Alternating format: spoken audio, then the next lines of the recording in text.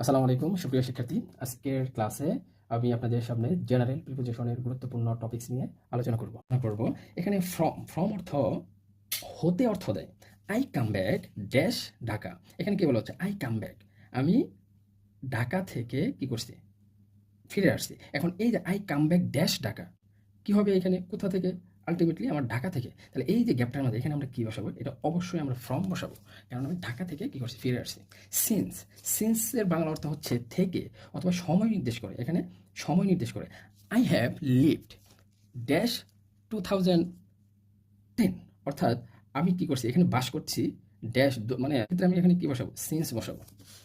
Till অথবা until, এটার অর্থ দেয় পর্যন্ত। এটা কি অর্থ দেয়? পর্যন্ত।